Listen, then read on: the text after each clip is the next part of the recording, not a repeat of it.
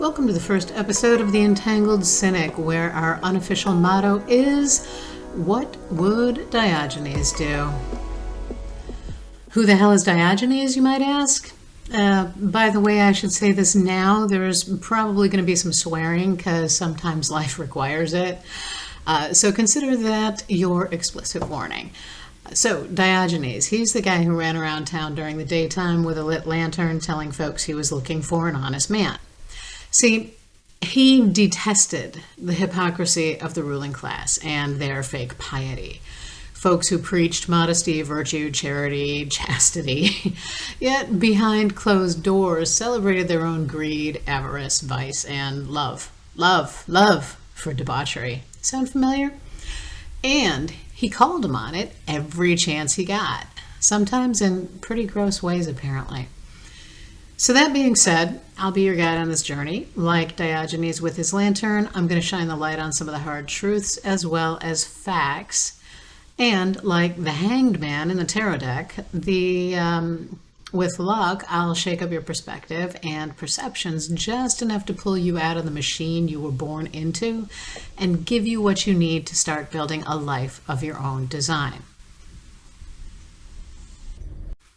So, on that note, welcome. Let's get started. Today we are kicking off with a bang. This is our first episode of the podcast, and the episode is titled Your Money or Your Worth. Spoiler alert, if you think those two are the same thing, Diogenes would be happy to correct you, and so am I. Now see, he was the original cynic living in a barrel, literally living in a barrel. He trolled emperors and shined his lantern on the world's shadowy corners. He knew that your bank account doesn't measure or equate to your value. Not then and not now. So buckle up, because we're about to unpack the cultural programming that has us all chasing dollars like their self-worth, and why that's intentionally 100% backwards. So again, let's dive in. So have you ever wondered how it all started when somebody would ask you what your worth is, that you would respond with the value, perceived value of things?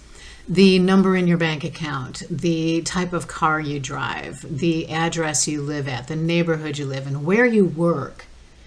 And how did that all come about as a measuring tool for the value a person brings to any situation, or the intrinsic value of the individual? It began with those in power, of course. So these are the very same people Diogenes called out. But it began with people who had or were born into positions of power or wealth or influence.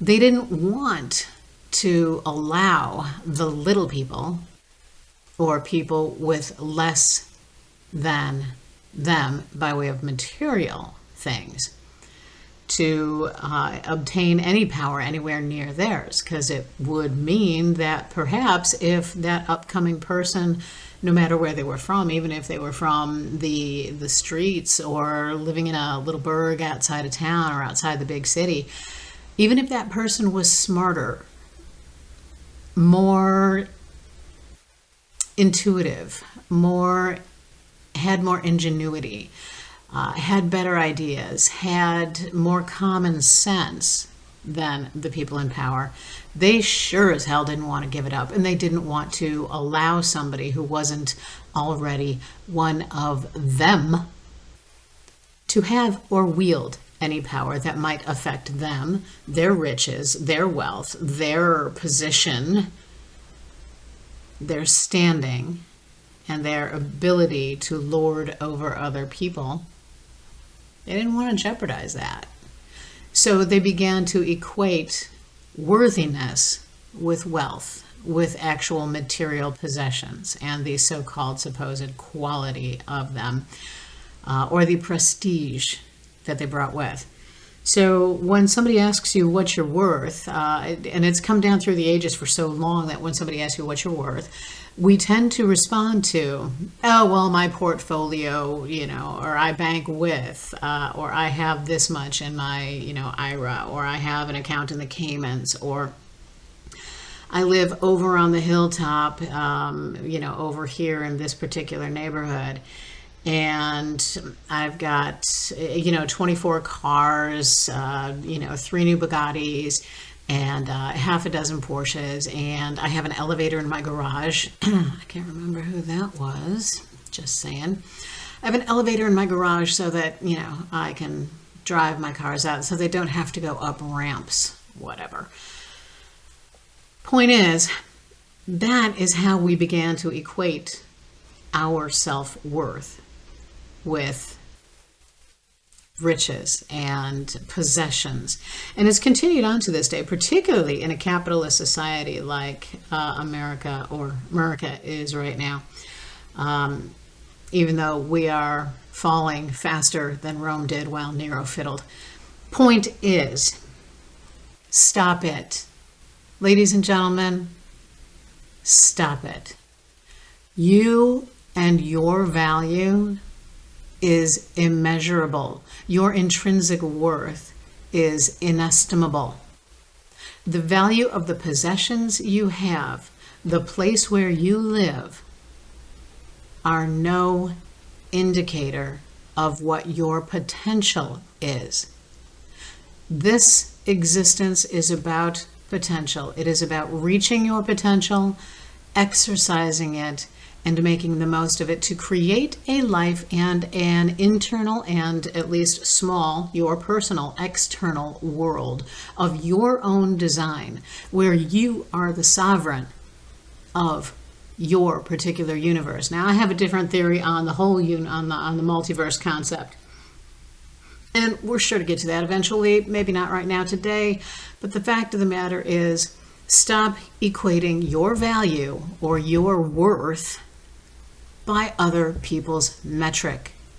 Equate your value and your worth with what you bring to the table. Do you bring dedication? Do you bring ingenuity? Do you bring a different perspective, like that hanged man in the tarot deck, the one who looks at the world from a different point of view and sees a different way of doing things that may be more economical, that may be more ecologically friendly, that may be more cash conservative for the masses, so they can get a better quality with spending less of their own hard-earned cash.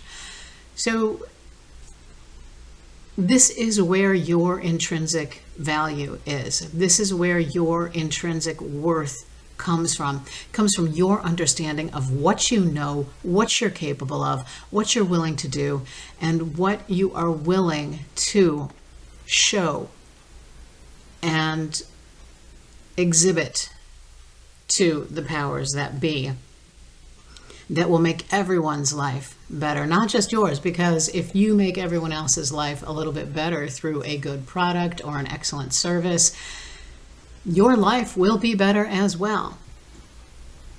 It just goes hand in hand. That is the nature of capitalism. So if you want to fight capitalistic fire, fight it with capitalistic fire. The fire that's in your heart, the fire that's your passion, the fire that's your drive to provide something that maybe you never had,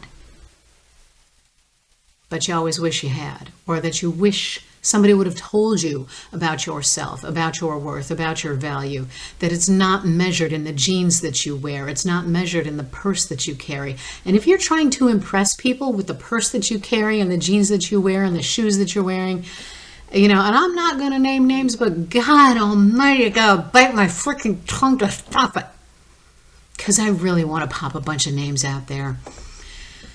You don't have to. You don't have to fall into those traps. Lead the way with other people. Lead the way first with yourself. Carve your own path. Do your thing the way that you know is the right way to do it. And as they used to say back in the day, got a long time ago, and I think in Tom and Jerry too, I'm not sure. If you build a better mousetrap, the world will beat a path to your door. So build a better mousetrap, or whatever it is. Make a better product. Make it more reasonably cost-friendly. Make it something that is eco-friendly. Make it something that people want, that appeals to them. You don't need to follow people who basically are clinging to other people's labels, to the designer label that they wear or that they make. All they're doing is doing exactly, especially for the ones that make their own brands, okay, that made their own brands. Whether they had marketing help or not doesn't really matter. They made their own brand and they hustled the hell out of it. You can do the same thing. Now, the thing of it is that, you know, some of them have paid hundreds of thousands, if not potentially millions of dollars in cosmetic surgery and cosmetic upkeep and cosmetic bullshit. Sorry. Whew. Got a little carried away there. In putting on a veneer over who they really are.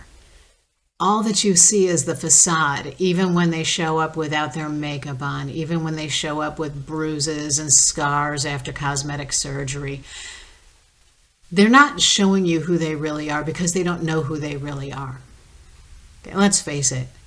All they are is a product. They're not the person behind the product anymore. They did have marketing reps. They did have people who managed everything for them. They may have initially had the hustle and the idea, but they didn't stand up and stick with it. They didn't stand up and represent as real people. They stood up and they said, hey, look at me. I'm made of plastic. But they're not Barbie. And yeah, okay, they're not the doll. They just want to be. And unfortunately, there are enough people who don't have enough faith in themselves or who they are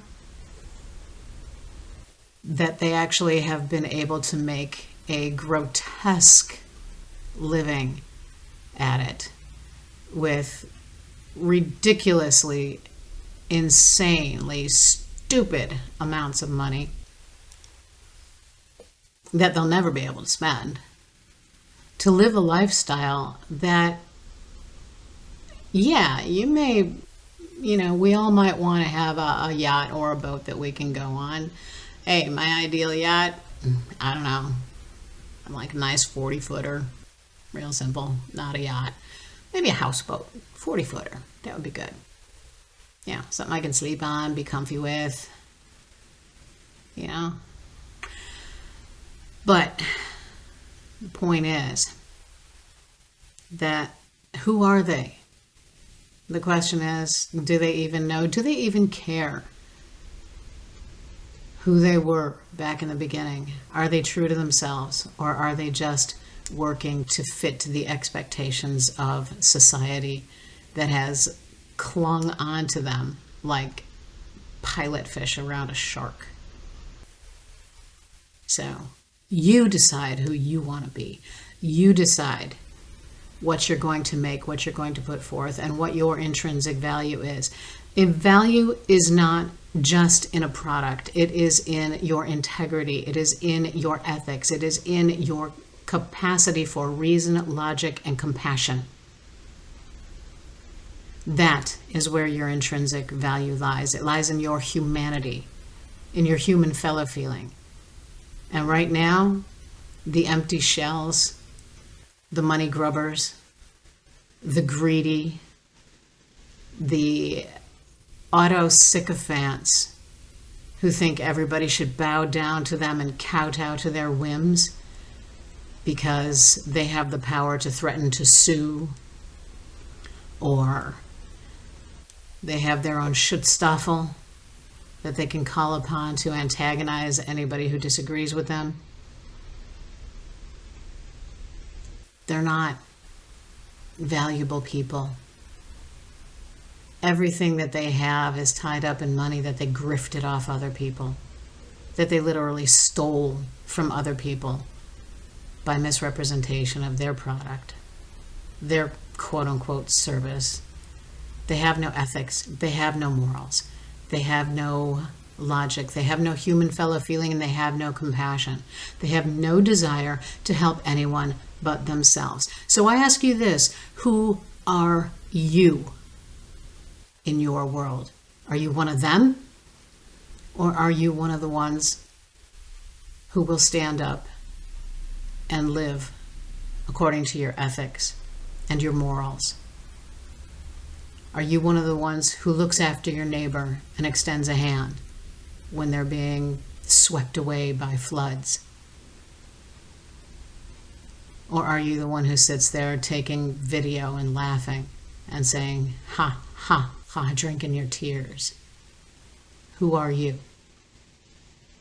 Your worth, your value is not about your bank account. It never has been. It never will be. It is about what you represent as a human being, as a member of the human race. So think about that. Think about who you are and who you're going to be. And that's me getting off my soapbox now. And maybe next time I'll introduce you to Squish, who is our intuitive axolotl or ocelotl. Ocelot?